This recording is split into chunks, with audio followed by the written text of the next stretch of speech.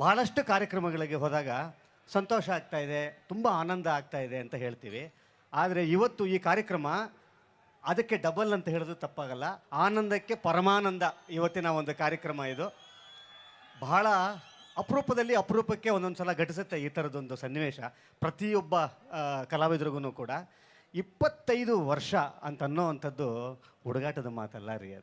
ಅದು ಬರೀ 25 ವರ್ಷ ಆಗಿಲ್ಲ, ಅದು ಬರೀ ಸಕ್ಸಸ್ಸಿನ 25 ವರ್ಷ ಅಲ್ಲ, ಸಾರ್ಥಕತೆಯ 25 ವರ್ಷ. ಅದು ಸಾರ್ಥಕತೆಯ 25 ವರ್ಷ. ಅದು ನಾನು ದರ್ಶನ್ ಸರ್ ಅವ್ರನ್ನ ಸಿನಿಮಾಗೆ ಬರೋದಕ್ಕಿಂತ ಹಿಂದಿಂದನೂ ಕೂಡ ನಾವಿಬ್ಬರು ಒಬ್ರಿಗೊಬ್ರು ಗೊತ್ತು, ಗೆಳೆಯರೂ ಹೌದು.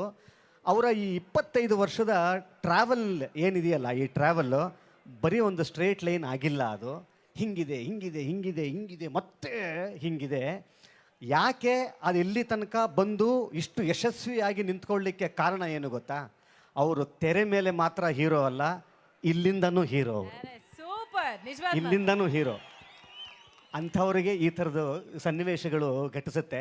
ನಾನು ಯೂಶಲಿ ಅವರನ್ನು ಅವ್ರ ಸಕ್ಸಸ್ಸನ್ನು ಡಿಕೋಡ್ ಮಾಡ್ತಾ ಸುಮ್ಮನೆ ಅದನ್ನು ಬಗಿತಾ ಒಳಗಡೆ ಹೋಗಿ ನೀವು, ನನಗೆ ಕಂಡಿದ್ದು ಒಂದೇ, ಇದರ ಒಳಗಡೆ ಒಂದು ಅದ್ಭುತವಾದಂಥ ವ್ಯಕ್ತಿ ಅವ್ರ ಒಳಗಡೆ ಇದ್ದಾರೆ. ಆ ಥರದ್ದು ಒಂದು ಶಕ್ತಿ ನನಗೆ ದರ್ಶನ್ ಸರ್ ಅವರು ಸಿನಿಮಾ ಬರೋದಕ್ಕಿಂತ ಹಿಂದಿಂದ ಅಂತ ಹೇಳ್ತಾ ಇದ್ದೆ. ಆಗ ದರ್ಶನ್ ಸರ್ ಅಂತಂದರೆ ಒಂದು ಹೆಸರು, ಅದು ಬೆಳೀತಾ ಬೆಳೀತಾ ಬೆಳೀತಾ ಒಂದು ಬ್ರ್ಯಾಂಡ್ ಆಗುತ್ತೆ.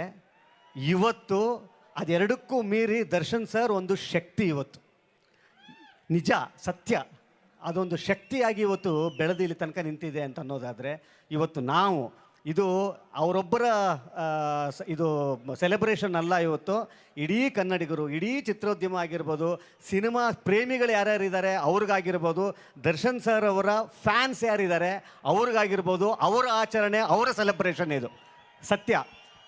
ಯಾಕೆಂತಂದರೆ ನಾನು ಅವರನ್ನು ಎಲ್ಲ ಥರದಲ್ಲೂ ನೋಡಿದ್ದೀನಿ. ಎಲ್ಲಿ ಪ್ಲೇಸ್ ಮಾಡಿ ಅದನ್ನು ಪರ್ಫೆಕ್ಟಾಗಿ ಕೆಲಸ ಅವರು ಅದನ್ನು ಆಗಿರ್ತಾರೆ ಅಂತ ಅನ್ನೋದಕ್ಕೆ ಒಬ್ಬ ಗೆಳೆಯ ಅಂತಂದರೆ ಭಾಳ ಭಾಳ ಭಾಳ ನಿಷ್ಠೆಯ ಗೆಳೆಯರಾಗಿರ್ತಾರೆ. ನಿರ್ಮಾಪಕರುಗಳಿಗೆ ಭಾಳ ನಿಷ್ಠೆಯ ನಟರಾಗಿರ್ತಾರೆ. ನಿರ್ದೇಶಕರು ಅಂತ ಬಂದಾಗ ಒಬ್ಬ ಅದ್ಭುತವಾದಂಥ ಸ್ಟೂಡೆಂಟ್ ಆಗಿರ್ತಾರೆ ಅವರು. ಇವತ್ತಿಗೂ ಕೂಡ ಅವರ ಕಲಿಕೆ ಬಿಟ್ಟಿಲ್ಲ.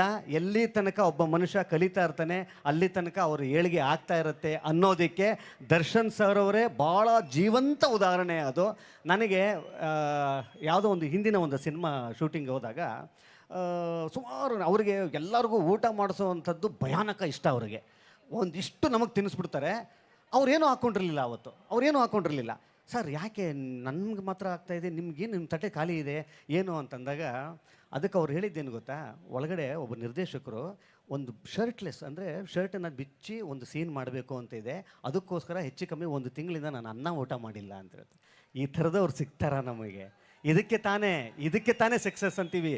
ಅಂಥವ್ರಿಗೆ ತಾನೇ ಇದೆಲ್ಲ ಒಲಿದು ಬರೋದಕ್ಕೆ ಸಾಧ್ಯವಿರುತ್ತೆ.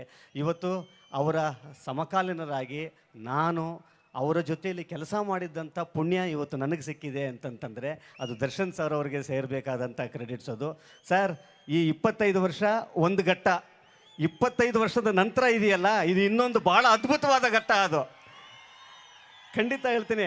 ಅವರು ಆಯ್ಕೆ ಮಾಡ್ಕೊತಿರೋ ಸಿನಿಮಾಗಳಿದೆಯಲ್ಲ, ನಿಜಕ್ಕೂ ಇಲ್ಲಿಂದ ಮೇಲೆ 25 ವರ್ಷ ಇದೆ ಗೊತ್ತಾ? 25 ಅಲ್ಲ 50 ಇದೆ ಗೊತ್ತಾ? ಅದು ಭಾಳ ಇಂಟ್ರೆಸ್ಟಿಂಗ್ ಆಗಿರುತ್ತೆ ಅಂತ ಅನ್ನೋವಂಥದ್ದು. ಆ ಭಗವಂತ ಅವರಿಗೆ ಇನ್ನೂ ಹೆಚ್ಚು ಹೆಚ್ಚು ಹೆಚ್ಚು ಅವ್ರಿಗೆ ನಾನೇನು ಸಕ್ಸಸ್ ಕೋರಬೇಕಾಗಿಲ್ಲ. ಸಕ್ಸಸ್ಸು ಅವರು ಖಂಡಿತ ಎಲ್ಲನೂ ನೋಡ್ಬಿಟ್ಟಿದ್ದಾರೆ. ನಾನು ಕೋರ್ಕೊಳ್ಳೋದಿಷ್ಟೇ, ಅದ್ಭುತವಾದಂಥ ಆರೋಗ್ಯ ಕೊಡಲಿ ಅವ್ರಿಗಿನ್ನೂ.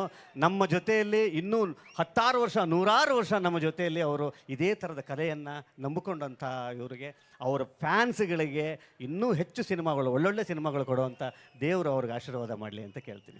ಎಂತ ಅದ್ಭುತವಾದಂಥ ಮಾತನ್ನ ಹಾಡಿದ್ರಿ.